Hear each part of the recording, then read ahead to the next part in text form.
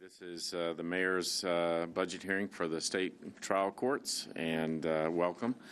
Before we get started, I do want to say that I'm joined by the Finance Director, Talia Lomax O'Neill, and by the city's Chief Strategy Officer, Brian Kelsey. Additionally, the Metro Council's Budget and Finance Chair, Council Lady Tanika Vercher, has joined us this morning. I think she has only missed, well, I'm not sure she's missed any of our hearings yet, so she's taking this very seriously. As you know from the Finance Department, this is a status quo budget year, essentially. We've had increases in revenues over the last couple of years that were significant, more than $200 million, that have allowed us to do a fair amount of new work, expanded programs in many of our departments. This year, we're not likely to have such a big increase.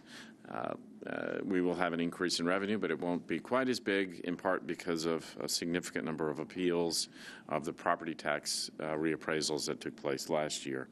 Nevertheless, we believe we'll be able to live within and intend to live within the current tax rate, of, even though it's historically low. So we're asking everybody to come in with a status quo budget so that we can make sure we do that. Judge Binkley, if you would give us a brief overview of state trial courts and let us know any interesting things that have happened in the last couple of years, and then we might have a question or two for you. All right, very good. Thank you, Mayor. It's good to see you this morning, Mayor Briley. Talia Lomax O'Neill, Finance Director, good to see you. Mr. Brian Kelsey, Chief Strategy Officer, good to see you, sir. Council Member Vercher, good to see you. To my left, well, first of all, I'm Joe Binkley, Jr. I'm the presiding judge of the 20th Judicial District. Next month will be my 10th year anniversary being a judge of the 5th Circuit Court. I'm in my 8th year being the presiding judge of the state trial court judges of the 20th Judicial District, and I'm still having fun. So it's all been great. To my left is Tim Townsend. He is our trial court administrator. To my right is Joe Werner, who's the deputy trial court administrator and finance officer. Behind me is my good colleague, Judge Amanda McClendon, Second Circuit Court. Let's see, Janet Hobson. Where are you, Janet? Will you stand and let everybody know who you are? Janet Hobson is Judge Seth Norman's drug court director. Larissa Burdette, will you stand up, Larissa, please? She's the program manager for the Community Corrections Program. And then Rochelle Gallimore Scruggs, Rochelle, if you'll stand, is the director of the Office of Conservatorship Management. And we're glad to have all these folks here with us today. We understand and are here for a status quo budget without modifications hearing. We understand that. And we want to also say that I don't know whether we may be the only department giving back money to the general fund, but we are returning $217,000 to the general fund. There are 18 of us trial court judges in the 20th Judicial District, which is Nashville, Davidson County, as you know. And we are continuing to be the busiest judicial district in the state. Last year, our courts disposed of over 18,000 cases. Approximately 60% of those 18,000 cases were civil and 40% were criminal. And it remains our top priority to keep cases moving through the system as quickly as we can. I want to also say that in addition to being one of my civil court judge colleagues, Judge Amanda McClendon also has taken on the responsibility in assisting the criminal court judges in handling first, second, and third DUI offenses, as well as domestic assaults. The domestic assaults will be returned to the 6 criminal court judges, but all of those that are currently assigned to the Second Circuit Court will be resolved by Judge McClendon. She's doing a great job doing that. When she has an overload, both my colleague Judge Calvin Jones and myself will assist Judge McClendon in trying jury trials for those offenses. We have, fortunately, we've been provided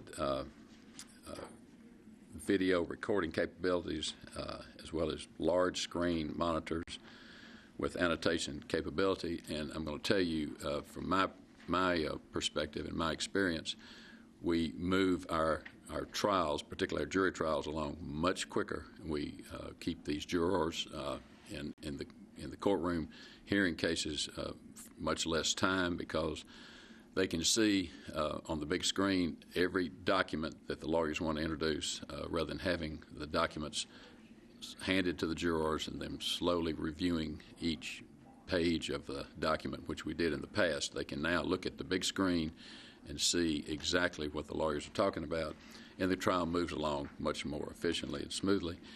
As a result, the jurors are here for less time, therefore there's less pay for jurors, the less parking for the jurors, so we're saving money is the bottom line. Secondly, we no longer have additional jurors brought in on Tuesdays. We bring in jurors only on Mondays.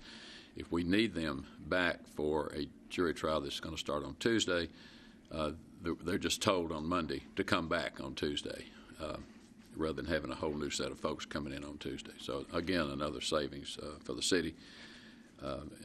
Each juror is not paid that much, $10 per day, $8 for parking. So it's a total of 18 per person per day. So if we have fewer people coming in, we have less taxpayer money going out for jurors, and it's been great. I mean, the equipment is fabulous. It just makes all the difference in the world. Teaching the lawyers how to use it sometimes is a little challenging, but it doesn't take long. They get it after a while. I want to tell you all that, and you know this because you know about Judge Norman's work, Judge Seth Norman, criminal court judge. He's also in charge of the Davis County Drug Court. As I said, Janet Hobson, back behind me, is the director of Judge Norman's Drug Court. Judge Norman, as an example of how we're saving taxpayer money through the drug court, 55 individuals graduated from the drug court this past fiscal year, and as a result of that, they're not in jail. They're in drug court. They're not in jail. They're working. As a result, they have earned, those 55 people this last fiscal year earned $874,000 in wages.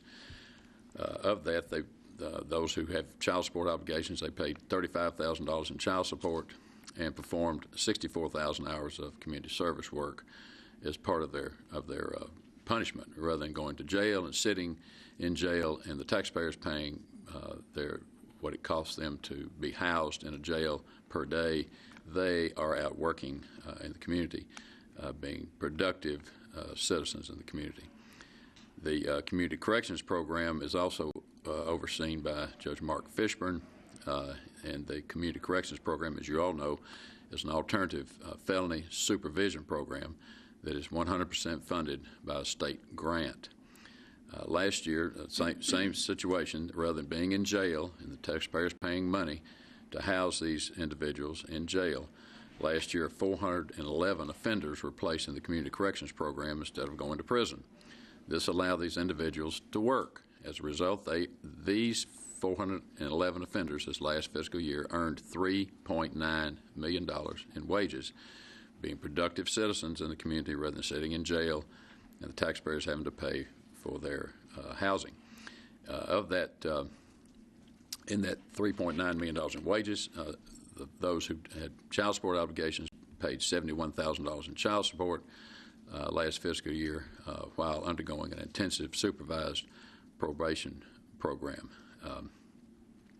Community Corrections has achieved this success in spite of the fact that there's a 70% employee turnover in the probation officers. The wages are so low that the probation officers are finding alternative employment that pays them better wages, and in spite of that, the program is very successful. Our biggest challenges for the state trial courts remain security. We need to continue to be as secure as we can for all the people that work in our courthouse, and our security folks are doing a great job. But we always have to be vigilant. We also have our challenge is court interpreters. As an example, and as you all know, we have a tremendous influx of citizens in our community who speak different languages. So over the past 2 years, we have needed interpreters for 29 different languages or dialects, which is just amazing, but it all works. The interpreters do a great job. It's a little slower process for getting cases tried when you have interpreters, but they do a fabulous job. I've had several opportunities myself to have cases involving folks that needed interpreters, and the interpreters are very fine professionals who do a great job. And we appreciate everything you all are doing. We understand about the fact that we are not requesting any additional funding, and we look forward to continue working with you all. Any questions you have, we'll be happy to try to answer. I want to comment, the three of you are just three of the most quality people I think I've met, and I just appreciate everything you all do and how you work with us collaboratively. And when we come knocking at your door, you always respond in a positive way, and it's appreciated. Well, we thank you all, because you all are just as easy to work with also. we certainly appreciate it. It really is appreciated. The only question, I know there was legislation at the state this year that could have moved one of our 20th Judicial District trial court judges to a different district. Has that been stopped? Or is it still floating around out there? That particular piece of legislation has been amended to remove both the taking of one of our state trial court judges from the 20th Judicial District and giving that trial court judge to the 21st Judicial District. And that piece of legislation also removed a trial judge from the 30th Judicial District, Memphis-Shelby County, and giving that one to the, I think it's 19th is Rutherford Cannon, 19th Judicial District. Mm-hmm. That legislation is still out there, but those provisions have been removed. Now, it was calendared for what committee yesterday? I think it's Thursday, or no? No, it was Tuesday. Tuesday. Senate Judiciary. Senate Judiciary. Anyway, I'm not. I haven't. The Memphis judges and the Nashville judges have been in close contact with each other about this legislation, and we believe that the legislation has been amended to remove those issues. And of course, the people kept asking, well, why are they doing that? Well, these other judicial districts need more judges. I mean, as Nashville grows, so do the surrounding communities grow. With growth, population growth, there's more litigation, there's more crime. Sad to say, but it's just the way it is. So I think now that it was a funding issue. They want to take a judge and give it to another district. They wouldn't have to pay for it because the funding is already there. So as I understand it now, the 21st Judicial District is on track to get another judge funded. The 19th Judicial District, which is, well, the 21st is, first of all, Hickman, Lewis, Perry, Williamson. The 19th Judicial District is Rutherford and Cannon. They're going to get another judge. And then I can't remember the number, but it's Montgomery and Robertson. They're going to get another judge, all of which are needed, and they're going to have the funding for it. So the issue was, if we take a judge from a judicial district and give to another, we don't have to have any funding. But all that, I think, is gone by the wayside, but the legislation is still in session, so we're still holding our breath. All right. Well, I think I've got a meeting scheduled with the city's lobbyist team, so I'll make sure that I know they've been monitoring that, but I'll make sure they remain on top of that. And they have been, and we sincerely appreciate that assistance. Of course, the trial court judges for the entire state, we have our lobbyists, but we sincerely appreciate the government's lobbyists watching that legislation. I think the lobbyists for the government in Shelby County has also been doing that, and we've had some other friends who are lobbyists who have been helping us watch it too. So we really appreciate that. All right. Thank you, Judge. Yes, sir. Thank you. Thank you.